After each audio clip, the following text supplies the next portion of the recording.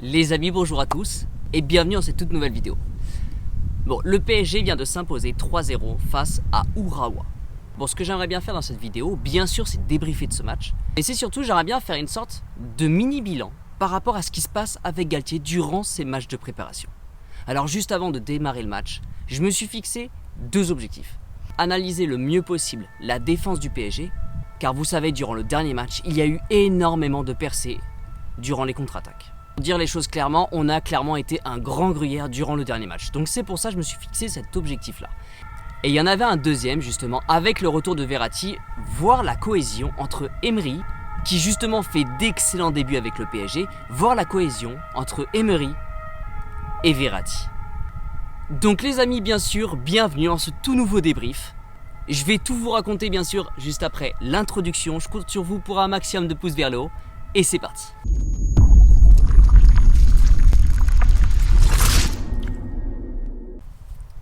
Bon, déjà commençons par le milieu de terrain. Déjà, on le sait tous, c'est que Verratti est ultra important pour le PSG. Mais ça, c'est plus du tout une surprise pour personne. Après, ce que j'ai remarqué d'un certain côté, c'est justement dans l'association de Verratti avec Emery, c'est que j'ai remarqué qu'en fait, Emery ne faisait pas forcément beaucoup de passes vers l'avant. C'était Verratti qui s'occupait de l'aspect offensif de la partie. Ce que j'ai remarqué en revanche, c'est que Emery s'occupait de se rendre complètement disponible pour Verratti, et c'est Emery qui s'occupait de redonner les ballons à Verratti pour que lui, à ce moment-là, il crée du jeu vers l'avant.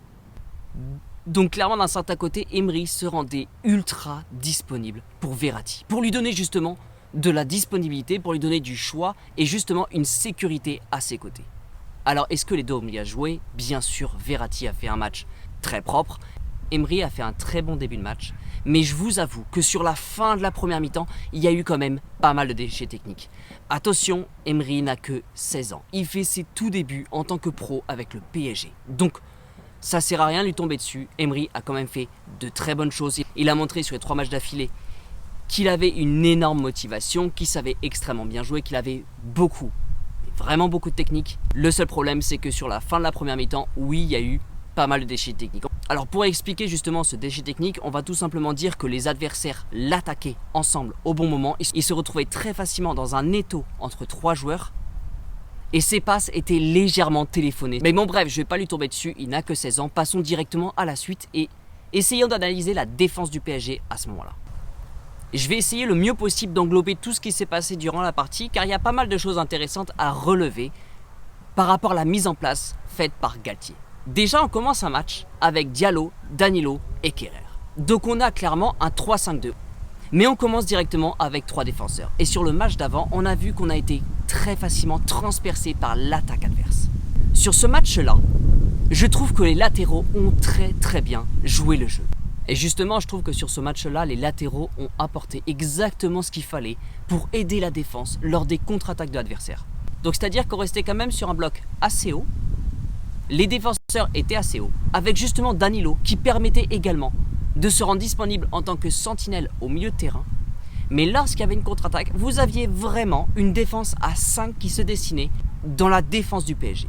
Et si vous remarquez bien, le PSG a fini le match à 3-0. Donc aucun but n'a été encaissé. Et c'est une excellente nouvelle. Bon, déjà, pour conclure de cette première partie, je trouve que Galtier, il a vu ce qui s'était passé durant les 2 premiers matchs. Il a vu qu'il y avait eu des énormes problèmes défensivement. Et je trouve qu'il a très bien pris son rôle de manager en main. Je trouve qu'il a complètement fixé ce qui n'allait pas au PSG à ce moment-là.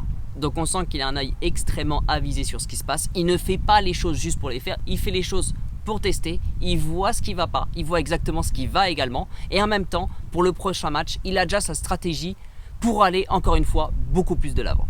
Alors maintenant, faisons un léger débrief par rapport à ce match et après, je ferai clairement un débrief global. Déjà, par rapport à ce match, encore une fois, on a eu beaucoup de remplacements. Donc, c'est-à-dire que la première équipe n'était presque pas du tout la même que la deuxième équipe, en parlant de première et deuxième mi-temps. Un Mbappé qui est sorti en tout début de seconde mi-temps, et vous avez directement à la 60e minute, Neymar et Messi qui sont rentrés sur le terrain, qui sont rentrés en jeu. Je vais vous donner directement mon avis, je suis ultra satisfait de ce que j'ai vu. J'ai trouvé des joueurs extrêmement impliqués. Franchement, dans la globalité, j'ai vraiment vu tous les joueurs ultra impliqués, j'ai vu des immenses efforts. Et surtout, ce que j'ai vu sur ce match-là, c'est que l'équipe jouait assez haut. Mais lors des contre-attaques, vous avez vraiment toute l'équipe qui a apporté l'effort. Tous les joueurs faisaient l'effort. Alors oui, on a beau être dans des matchs de préparation, mais vous avez vraiment une équipe qui est ensemble assez impliquée. Et pourtant, l'équipe a été remaniée de toutes les manières possibles.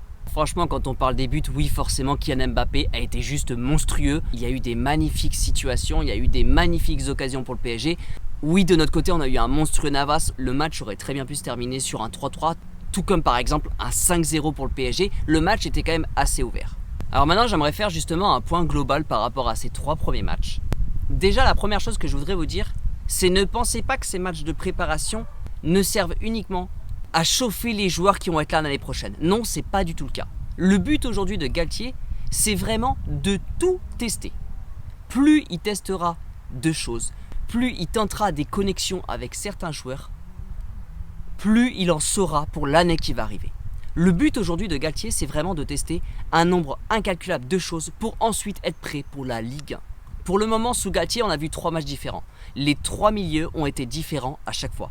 Quasiment toutes les défenses ont été différentes à chaque fois. Et durant les matchs, il y a un nombre incalculable de changements.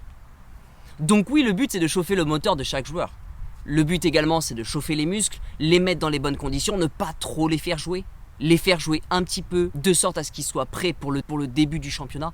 Mais vraiment, je pense que son but ultime, c'est vraiment de voir tout ce qui peut se passer, d'avoir un maximum d'informations. Mais vous inquiétez pas, de son côté, son 11, il est déjà prêt. Mais je pense que d'un certain côté, son but vraiment, ça va être d'avoir des informations pour pouvoir ensuite, lors des grands matchs, pouvoir combiner certains joueurs avec d'autres. Par exemple, lors des remplacements, faire le remplacement ultime au bon moment. Je pense que Galtier est plus dans cette optique-là. Après, on sait très bien d'un certain côté, par exemple, au niveau de la défense, vous aurez forcément du Ramos, du Marquinhos, du Kimpembe qui seront là en Ligue des Champions, avec bien sûr un trio d'attaque Neymar, Mbappé et Messi. Il y a des choses qui ne vont pas du tout changer. Mais aujourd'hui, par exemple, en plein match, à la 60e minute, s'il veut faire un changement, il ne veut surtout pas se tromper. Et c'est là justement qu'il y a plein de joueurs lors des matchs de préparation qui sont en train de marquer beaucoup, mais alors beaucoup de points. Et je pense forcément à Kalimundo, qui a marqué tout simplement 2 buts en 2 matchs. Donc voilà, aujourd'hui je pense que l'objectif de Galtier, il est vraiment de, oui, forcément chauffer le moteur de tous les joueurs, mais en même temps voir ce qui peut se passer, voir quels sont les changements qu'il pourra opérer durant la saison, mais aussi sa manière, par exemple en enchaînant la Ligue des Champions plus la Ligue 1, de pouvoir complètement faire tourner son effectif. Et de la meilleure des manières possibles.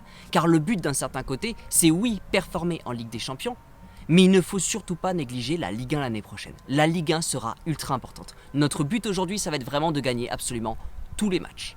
Et si par exemple on a envie de faire souffler un Lionel Messi ou un Kylian Mbappé, quels seront les joueurs qui seront capables d'assurer la victoire en Ligue 1 ? Donc aujourd'hui, je pense que la meilleure des questions à se poser, c'est pas forcément est-ce que l'équipe a ultra bien joué en match de préparation. Non, la question qu'il faudrait se poser aujourd'hui, c'est est-ce que Galtier a eu un maximum d'informations pour préparer son année. Et surtout, est-ce que si par exemple on perd un titulaire indiscutable, dans le style par exemple de Marquinhos, de Verratti ou même de Kylian Mbappé ou de Neymar, Messi, enfin bref, vous voyez exactement ce que je veux dire. Mais est-ce qu'à ce moment-là, on aurait des joueurs qui seraient ultra performants pour l'année prochaine ? Car l'année dernière, c'est pas exactement ce qu'on avait. N'oubliez pas le nombre de fois où clairement on avait une goutte de sueur quand Kylian Mbappé vraiment prenait un mauvais tacle. Où on avait une équipe qui n'avançait pas du tout si Kylian Mbappé n'était pas sur le terrain. Aujourd'hui, lorsque Kylian Mbappé n'est pas sur le terrain, on a vu clairement un Lionel Messi et un Neymar travailler très très bien. Et n'oubliez pas que contre le match de Urawa, Kylian Mbappé a certes participé à 2 attaques, mais d'un autre côté, vous avez Kalimundo qui a marqué un but. Vous avez un super beau but de Sarabia sur une passe décisive de Icardi. Oui, Icardi serait peut-être sur le point de revenir en forme. On n'en sait rien. Si ça se trouve, il est dans le projet de Galtier. On ne connaît pas Icardi sous le management de Galtier. On n'en sait rien, on ne peut même pas savoir ce qui se passe. Mais en tout cas, vous l'avez vu sur les réseaux sociaux, Icardi revient très très bien et est beaucoup plus affûté que l'année dernière. On ne sait pas trop ce qui va se passer pour l'année prochaine. Moi, personnellement, je suis ultra confiant. Pour l'instant, je vois qu'il y a des énormes choses qui se préparent. Je vois un Galtier tester énormément de choses et surtout mettre des joueurs dans d'excellentes conditions. Il n'y a pas eu d'immenses erreurs. Après, si ça peut beaucoup vous rassurer, je pense que vraiment Galtier a son idée pour la Ligue des Champions, c'est exactement comme il va jouer. Pour la Ligue 1, ça va être exactement la même chose. Il y a réellement une équipe type qui est déjà dessinée. Ne vous inquiétez pas là-dessus. Et je pense qu'en Ligue des Champions, ça va jouer très très vite et très très bien. J'espère que je vous ai donné un maximum d'informations. J'espère que je vous ai donné le débrief le plus objectif possible.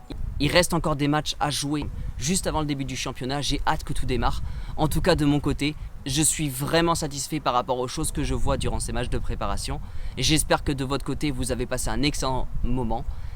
Et j'espère que de votre côté, bien sûr, vous avez adoré cette vidéo. Si c'est le cas, bien sûr, n'oubliez pas votre petit pouce vers le haut. Les amis, je vous souhaite une excellente journée.